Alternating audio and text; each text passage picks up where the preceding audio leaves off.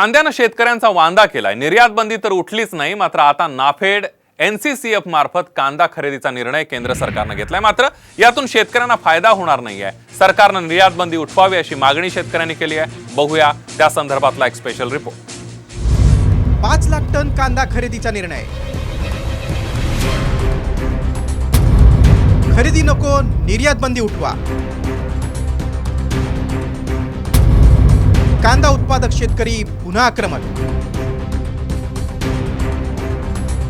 NAFED NCCF मार्फत प्रत्येकी 2.5 लाख प्रमाणे एकूण 5 लाख टन उन्हाळ कांदा खरेदी करण्याचा निर्णय सरकारनं घेतला। येत्या मे पासून प्रत्यक्ष कांद्याची खरेदी सुरू होईल। मात्र या निर्णयाला विरोध होतोय। कांदा खरेदीऐवजी केंद्रानं कांद्यावरील निर्यात बंदी उठवण्याची मागणी होते। नाफेड एनसीसीएफ मार्फत केली जाणारी कांदा खरेदी थेट बाजार समितीतून होत नसल्यानं शेतकऱ्यांनी विरोध केलाय। केंद्र सरकारच्या ग्राहक संरक्षण मंत्रालयाच्या माध्यमातून भाव स्थिरीकरण योजनेअंतर्गत कांद्याची खरेदी गेल्या काही वर्षांपासून सुरू आहे। मात्र या खरेदीत पारदर्शकता नाही। शेतकऱ्यांना या खरेदीचा काहीच लाभ होत नसल्याचं कांदा उत्पादक शेतकरी संघटनेचं म्हणणं आहे।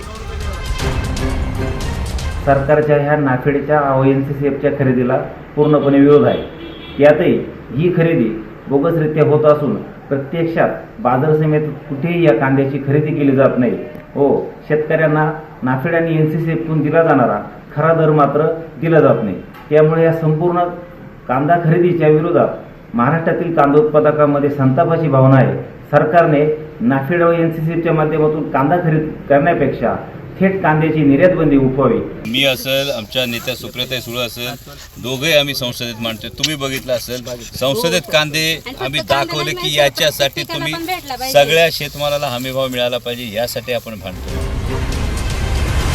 नाफेड आणि एनसीसीएफ या दोन्ही प्रमुख खरेदीदार संस्थांचे अधिकारी, शेतकरी उत्पादक कंपन्या आणि शेतकरी संघटनांच्या प्रतिनिधींची नाशिकमध्ये बैठक झाली।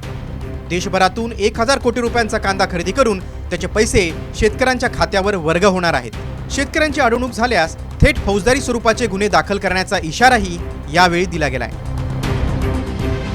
केंद्र सरकारनं डिसेंबर 2023 मध्ये अचानक 31 मार्च 2024 पर्यंत कांदा निर्यात बंदी केली।